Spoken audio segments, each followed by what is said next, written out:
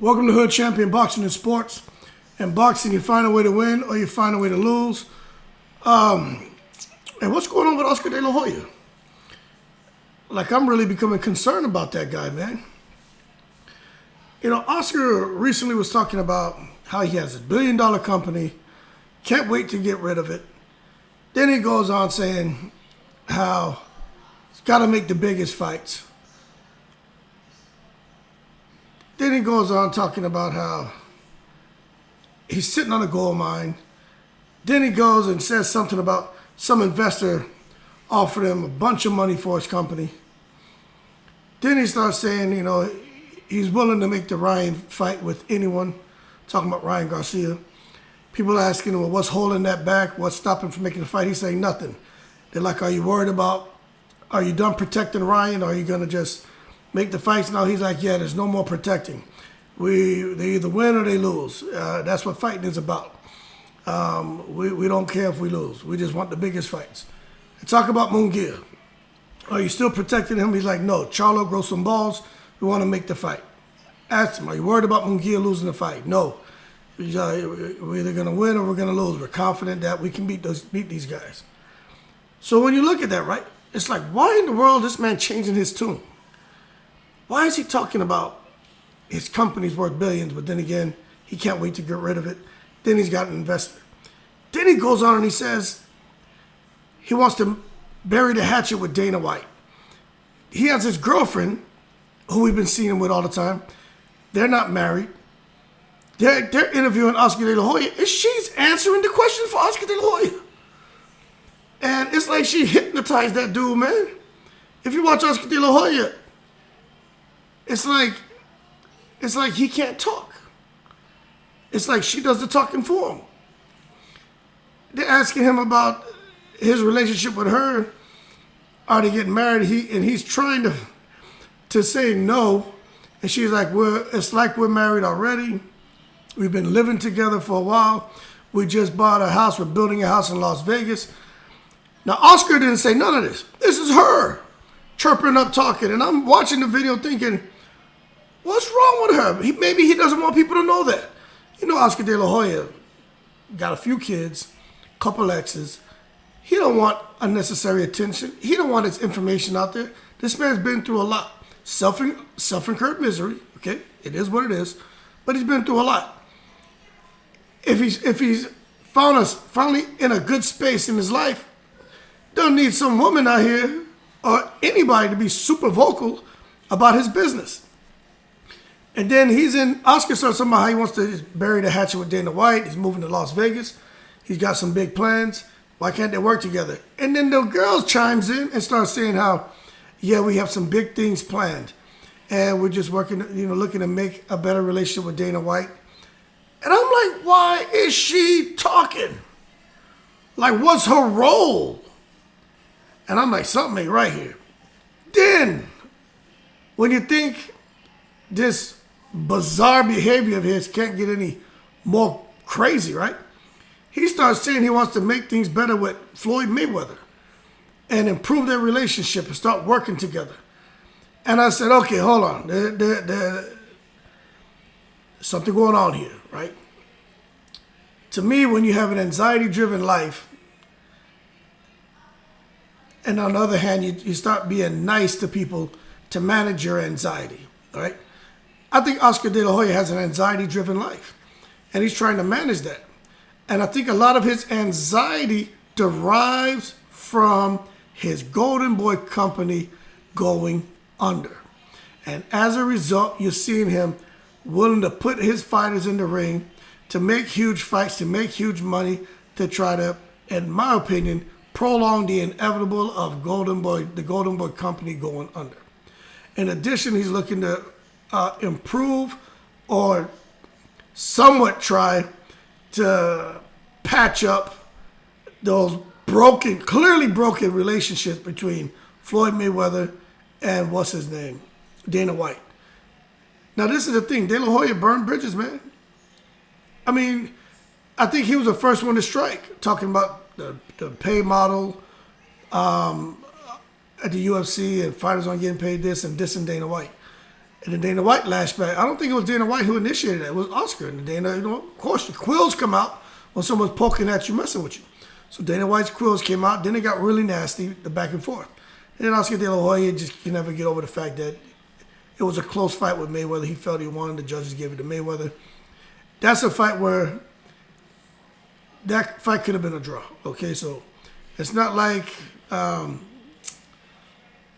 it wasn't one-sided. I'll put it to you that way. That shit was close. So it is what it is. I think De La Hoya could have got a draw.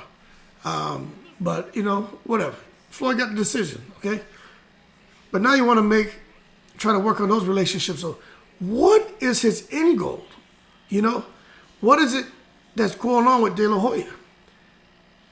That's my thing. It's almost like he wants to avoid conflict, avoid a confrontation, almost say, well, if you're happy, I'm happy. And that's something that you see when people who are disgruntled, who are trying not to be disgruntled because they don't want for someone to be upset because it makes them start feeling anxious. And also when they have the struggles with their company, it starts to be feel overwhelming. And that's why I think De La Hoya is in this position now where if you're happy, I'm happy with this woman as well. Now, I ain't trying to get in this business.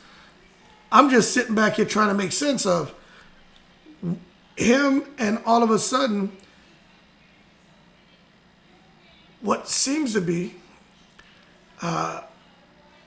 like I'm gonna be the bigger man in this situation. I'm gonna come out there and he apologized. He said, I was wrong for what I said about Dana White, about his company, wrong about things I said about Floyd Mayweather. And I'm like, man, what the hell is going on with De La Hoya? Now, part of me, which is, the part of me where it has a soft part of my heart, where I'm like, man, that's commendable. I respect that. But then there's the other part of me that, got a little hood in me, a little street in me still, where I'm like, man, it ain't my birthday. Why you giving me free shit? You know what I'm saying? So if it's not my birthday, why you bringing me gifts? You see? So my mind, half of my mind and my heart is like, let's bring him in. But the other half is like, no, man, you stay your ass over there. My birthday. You didn't want to give me anything. You didn't want to talk to me. All you did was try to break me down. Now you're bringing me gifts? Nah, man, keep that. Stay over there. So it's making me wonder what's going on with De La Hoya. But I said this in a video a long time ago, last year before all the crap happened with YouTube, right? I personally think De La Hoya, and I'm going to be serious right now, right? I think that man, and I understand this, he's still grieving over the loss of his mother. And I think some people aren't really peeling the layers back. I feel bad for De La Hoya, man. That's rough, man. And I understand. When you're close to somebody like that, he was very close to his mother. Very close to his mother. And she was taken from him, man, during the Olympics. I mean, it was crazy what De La Hoya went through. And just imagine, boxing, he and his mom had that connection. His biggest fan, biggest supporter in boxing. And his whole life has been boxing. And every step of the way, all the things that he's accomplished, because no matter what you think about his personal life and all the ups and downs and the drama and the TMZ paparazzi all in his ass, De La Hoya is a bad boy. And even to this day, Golden Boy Promotions, boxing, his mom's not there to see any of that. Although he carries her with him, right? He thinking about it every day. Now, you can't leave your mind behind.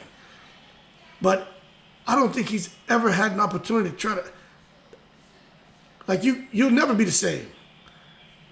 But you somewhat learn to function a little bit. You know what I'm saying? But I think he hits periods where he just really, really, really struggles. And like when I see what's going on here, I think he's fighting with himself, man.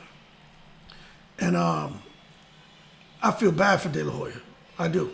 But if his company goes under, man, I'm not gonna, make fun of this guy and stuff like that. But I think his company is struggling. But moreover, I really feel he goes through it. I think there's times where he just goes through it. The loss of his mom, you know what I'm saying? And relationships not working out. Kids there that some he's been able to raise, some he hasn't. and his life just being out there to the world. And, you know, people aren't easy. You know what I'm saying? You know, people sit behind their computers and just rip them apart. So he can't escape that. That's why his Twitter, you can't comment on his post unless he's a friend with you. I don't know if you realize that. He cut all that out because that shit created anxiety for him. He can't handle looking out there and reading negative posts about him. Like, he can't handle that. I mean, I'm like that to a certain extent, you know. I mean, I have a channel. I'm about to hit 700 subscribers, right? Hopefully we'll get this thing up to 700,000 at one point. But, you know, sometimes you'll see people come in there and put little, you know, real immature comments, you know, and that's not my thing to go back and forth with them. But when I read that, you know, I notice it. And it's like, part of me is like, all right, enough of the being professional, you know what I'm saying? Say something back, but it's like, nah, for what? You know, just take a deep breath, blow it out. I don't know the people posting, they don't know me. So it is what it is. But I couldn't imagine having, like, you know, millions of people saying horrible things to me, and I can't escape that. So you go now and you have to make your profile almost private, or just, you know, yeah, private basically. And it's just unfortunate, man. So, but for De La Hoya, stop talking about the mother stuff and all that, you know what I mean? I think nobody should make fun of that when it comes to De La Hoya. That's sad. But it's life, you know what I mean? But back on him and trying to patch things up with Mayweather and Dana White, and got the new girlfriend and get in the house and they're living like husband and wife, and she's telling his business. It's something not right there, people. You know, and I don't know what it is, but I think Golden Boy Promotions is struggling, and losing Canelo hurt him. Canelo was keeping that place afloat, in my opinion. Now I'm gonna do my due diligence and do some research because I really want to understand what's going on with him. Because if the kumbaya is genuine, then you need to endorse him. Let's get behind him. But if it's him and a kind of a knee-jerk reaction, like, uh-oh, let me try to reach out and hook up with Dana White, Mayweather, or whoever I can to help break this financial fall that's happening with Golden Boy, then, you know, that ain't really cool, but I understand. Don't agree, but I understand. But if you know something that I don't, leave your comments below. But he wants to, it's kumbaya, and, you know, Rodney King, we all get along right now. Like, that's really what this man is pushing. And I hope it's genuine, and if it is, I hope they all get together, because forget all the crap that I'm talking about right now.